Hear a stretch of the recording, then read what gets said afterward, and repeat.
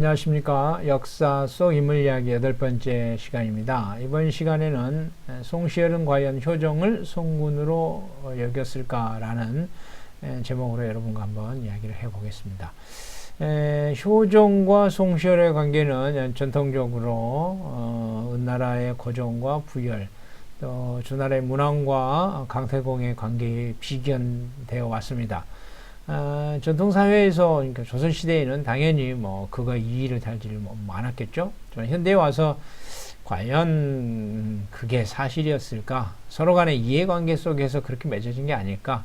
등등등 항상 약간 이렇게 꼬아보는 그러한 시선들이 여전히 있고요. 또 물론 그러한 시각들 자체가 오늘날에 허용되지 않는다는 것은 아닙니다만은 어떤 그 진실을 틀어보았을 때, 어떤 사실을 틀어보았을 때에 기존에 보지 못한 어떤 새로운 국면들을 보여주는 또 그런 면도 있긴 하지만, 너무 틀어봄으로 인해서 어떤 진실이, 어떻게 보면 사실이 또 새롭게 또 왜곡될 수도 있는 또 그러한 측면도 있습니다. 그래서 물론 오늘날 같이 자유로운 사회에서 그 평가는 다양하고 또 그런 것들 존중받아야 됩니다만은 어쨌든지 간에 한번 송시열과 효종의 어떤 그런 관계에 대해서 송시열의 입장을 한번 좀 살펴보는 그런 시간을 갖고자 합니다.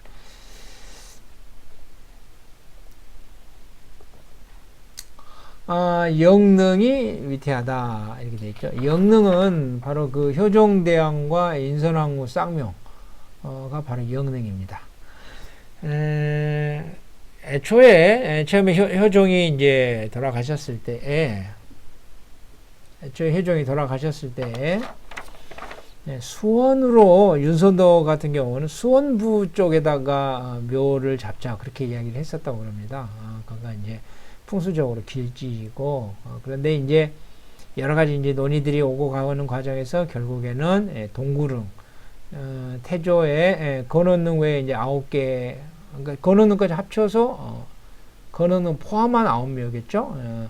그 9개의 능이 있는데 이제 건원릉 태조의 릉 서쪽에다가 효종을 모셨다고 이제 그렇게 되는데, 현종 14년 무렵에 이제 천장에 관한 이야기들이 나오게 됩니다. 그 기록을 좀 보면 이제 이렇습니다. 현종 14년 5월 달에 영림 부령이니까 이제 영능을 이제 그 관장하는 어떤 그 익수라는 사람이 이제 소를 올려가지고 영능의 성물에 틈이 생겨서 빗물이 스며들 염려가 있고 또 능의 봉분을 만든 제도가 매우 소로하여서 해마다 수리하는 일이 있다.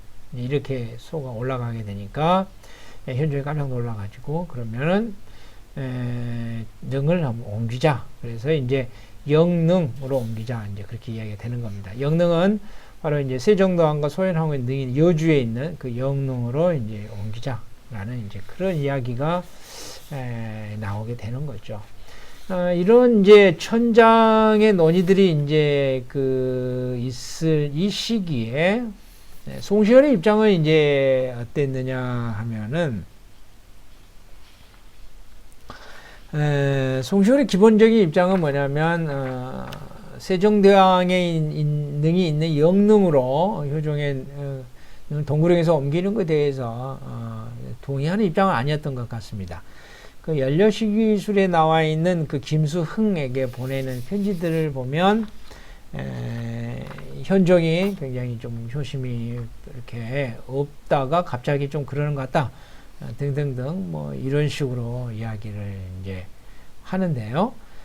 가령 예를 들면 당초에 임금께서는 홍제동은 멀어서 좋지 않다 하셨는데 가까운 영능도 성묘하지 않으면서 어찌 홍제동이 멀다고 탓하겠소 이런 식으로 이야기하는 거죠. 홍제동이 바로 이제 아까 말했던 여기 앞에 나왔죠. 여주에 이제 이야기를 하는데, 그러니까 이제 동구릉이 이제 이 여주에 있는 이 세종대왕 능보다는 지리적으로 가까운데, 여기도 가서 성묘를 잘 하지 않았는데 여기라고 하겠느냐 뭐 등등등 하면서 효심의 문제지 능을 옮기는 게 그게 능사가 아니다. 이런 입장을 견지하고 있습니다. 그러다가 이제 송시열이 이제 현종에게 이제 그 글을 하나 이제 올리게 되는데요. 그 글 내용들이 이제 어떻게 되어 있냐면 옛 능의 신열이 극히 평안하오니 이것은 음양의 기운이 순조롭고 온갖 신이 상서를 모은 조치이기도 하지만 어찌 성상의 효성이 돈독하고 지극하여 신령한 응함이 저절로 따르게 된 것이 아니겠습니까? 다만 생각하옵건대 주자는 부친의 분묘를 2번 옮겼으나 산능에 대해서는 경동할 수 없다고 이제 경계를 했습니다. 새 능이 길하다는 것은 옛날부터 일러오는 바지만, 그러니까 그 세종대왕의 그 능이 길하다는 걸 일러오는 바이지만 또한 어찌 지극히 편안한 땅에 그대로 모시는 것만 같겠습니까? 라고 해서 본인은 전장에 대해서 이제 반대한다. 라고 하면 앞에 윗부분에서는 이제 현종이 약간 이렇게 축혀 세우죠. 효심이 있어서 그렇게 잘 지내셨던 것 같다 등등 이렇게 이야기를 한 거죠. 근데 이 이제 상소를 올리니까 현종이 이제 비답을 했는데 그 비답의 내용을 보면 이렇게 이야기를 합니다. 경의 상소를 살펴보니 나도 모르게 놀라움으로 땀이 흐른다. 경이 선왕조에서 받은 은혜는 보통 신하들과 비할 바가 아니므로 내 생각으로는 선왕의 능에 대한 일은 경이 반드시 물불을 가리지 않을 줄 알고 있었는데 경은 나의 바람에 매우 어긋난다. 이제 이렇게. 근데 이 비판의 논조 중에 중요한 것들이 뭐냐면 송시열이 바로 현종의 그 알아줌을 크게 입었었다라고 하는 부분에 대해서도 현종도 현종이 그거를 이제 끌어오고 있다고 이제 하는 것이죠. 능 안에 빗물이 스며들어서 고여있는 형상이나 성물에 흠이 생긴 것은 경도 듣고 보아서 알 것이다. 형궁에 흠이 없는 것은 겉모양만 보고 알 수 있는 것이 아니니 나는 이제 의혹하여 경의 의견을 이해할 수가 없다. 이제 이런 식으로 하면서 그리고 이제 요 논의를 보면은 불충하다. 송시열이 그렇게 효종의 지우를 지우를 받았음에도 불구하고 그 반응이 조금 그렇게 충성스럽지 않다. 이제 이러한 현종의 태도가 현종의 입장이 이제 드러나는 거죠. 근데 이제 여기에 이제 조금 복선으로 우리가 좀 생각해 볼 수 있는 것은 이제 예송, 기회 예송과 갑인 예송과 관련된 것들을 우리가 한번 생각해 볼 수 있지 않겠습니까? 효종이 이제 돌아가셨을 때에 그 기회 예송에서 인조의 계비인 자의대비가 효종을 위해서 1년복을 입어야 된다. 그때 3년복, 1년복 할 때 1년복을 관철시켰던 거죠. 그러니까 효종을 높인다고 한다면 3년복이 더 맞겠죠. 그렇지만 제도와 법도를 따라서 1년복을 해야 된다. 이제 그런 식으로 해서 결국 송시열이 1년복을 이제 관철을 시켰어서 통과를 했었는데 그 후에 다시 이제 갑인 예송에서는 이제 또 대공복을 주장하다가 이제 현종부로부터 이거는 잘못된 거다라고 이제 된소리를 당하게 된단 말이죠. 결국 이제 이러한 것들이 효정에 대한 어떤 충성의 문제가 있다고 이제 비난을 받게 되는 것이고, 효정이 내린 특근을 고려하면 기념복이 아니라 당연히 3년복을 주장했어야 할 텐데 어떻게 그럴 수 할 수 있겠냐라는 어떤 그런 이제 맥락들이 이 안에 이제 깔려 있는 겁니다. 그래서 현종이 어떤 갑인 예송을 그 예송을 통해서 드러나는 그 내면의 어떤 심사들이 지금 천장과 관련된 이야기들 안에서도 드러나는 것입니다. 그렇다면 과연 송시열은 효종을 어떻게 이제 평을 하고 있을까? 한번 조금 들어볼 수 있습니다. 물론 이제 제가 지금 오늘 이야기하는 건 이제 송시열의 지문인데요. 지문이라고 하는 것을 이제 죽은 사람의 이름 또 나고 죽은 날 또 행적 이런 것들을 적는 것인데 아무래도 공시문서이니까 좋게 쓰겠죠. 그렇긴 하지만 그 행간의 함의를 한번 통해서 우리가 이제 송시열이 효종을 보는 그런 입장들을 조금 살펴볼 수도 있을 것 같다라는 게 저의 생각입니다. 지문에 보면 이런 이제 내용이 나와요. 임금은 총명하고 슬기로운 성품으로서 위태로운 국군을 구제할 뜻이 있어 왕위에 있은 지 10년 동안에 하루도 게으르게 지내지 않았다. 이렇게 나와 있죠. 그리고 나서 갑작스럽게 승하셔서 참으로 애통하다. 이런 글이에요. 공사견문 기록에 보면은 뭐가 있냐면, 이제 효종이 스스로가 이제 이야기를 하는 게 있는데, 이날 신하들이 술을 끊지 못하는 폐단에 이르자 임금이 말하기를 내가 그러니까 세자가 되기 전에 있을 때에는 술을 즐겨 취하지 않은 날이 없었다. 그러나 세자의 자리에 오른 뒤에는 끊고 마시지 않았다. 금년봄에 대비께서 염소고기와 술 한 잔을 주시기에 내가 마시지 않을 수 없었으나 그 맛이 몹시 나빠 쓴 약과 다름이 없더라.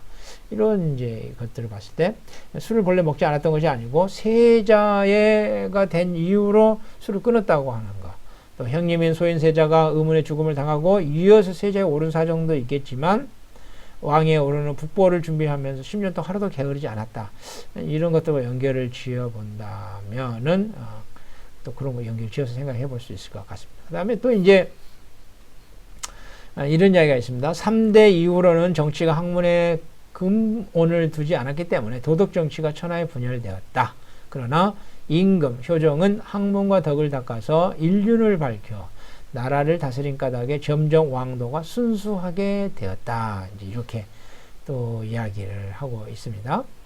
이제 공사견문에 보면 효종이 90세에 가까운 늙은 내시를 굉장히 각별하게 모신 대한 이야기가 나와요.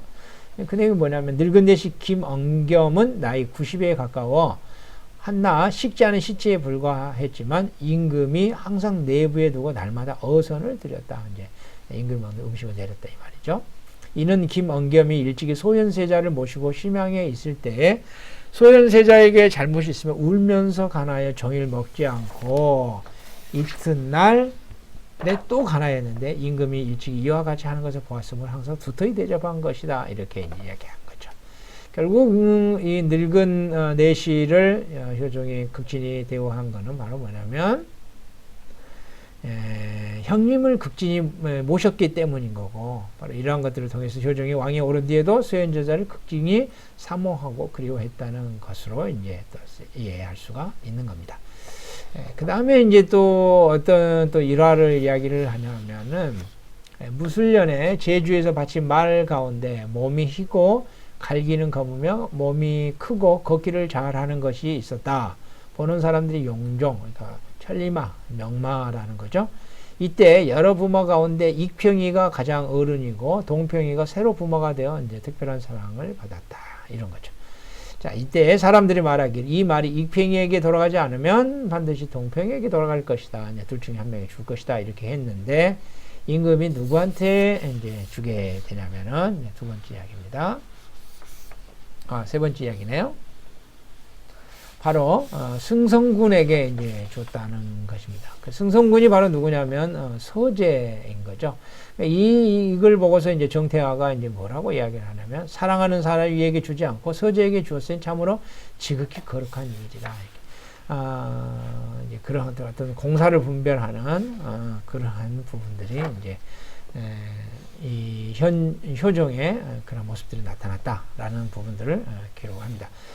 이렇게 이제 지문들 안에 등장하는 이런 내용들을 이제 바탕으로 하면서 수암 송시열이 효종을 이제 뭐라고 이제 마지막으로 평을 하냐면 이렇게 평을 해요. 경전에 실려 있는 글로서 임금의 덕을 행용한다면 무하고 문한 것은 요를 본받았고, 그러니까 요임금을 본받았고, 효도와 공순과 도리를 단 것은 순을 본받았고, 순임금을 본받았고, 검소하고 부지런하고 착한 말을 좋아하고 술을 미워하는 것은 우를 본받았고, 우임금을 본받았고, 음악과 여색을 가까이 아니하고 허물을 고치는데 인색하지 아니함은 탕을 본받았고, 탕임금은 백성을 보기를 상한 것 같이 함은 문왕을 본받았고, 드날리고 분발하여 할 일을 미처 하지 못할까 두려함은 무왕을 본받았으니, 한나라 이후의 재앙에게 비교한다면 넓고 큰 도량은 한 고조와 같고 중후하고 곱고 부드러움은 광무제와 같고 신의가 드러난 것은 소열제에 가깝고 화살과 세기 등을 놀리면서 영웅호고를 자나깨나 생각하다가 뜻을 펴지 못하고 돌아간 것은 애석한 송효종과 같으니 이것은 시세가 그러한 것이다 라고 이제 이야기를 하는 거예요. 이게 종합형인데 그러면은 송시열이 효종을 요임금, 순임금, 우임금, 탕임금, 문왕, 항고조, 광무조, 소열제, 송효종에 비견한 것이 어찌 이제 완전히 이렇게 다 똑같다고 할 수는 있겠습니까만은 효정의 학문과 도덕을 보건대 이제 그런 특장들을 가지고 있다는 것을 이제 우암이 인정하는 거죠. 안연을 두고서 이제 성현의 기상이 있지만은 순이란 경계는 아직 이르지 못했다는 평이 있는데 송시열이 효정을 그렇게 보는 건 아닌지 모르겠다라고 이제 이야기를 제가 한번 해봤는데 조금 과한 표현일 수도 있습니다만은 이 글 안에 그러한 내용도 분명히 있을 수 있다라는 걸 생각을 한번 해보고 됩니다. 그러고 보니 안연이나 효정이나 모두 연부역강한 젊은 나이에 세상을 떠났다. 제가 이렇게 또 이야기를 마무리해 봅니다. 이상으로 이번 이야기를 마치고요. 또 다음 시간에 만나도록 하겠습니다.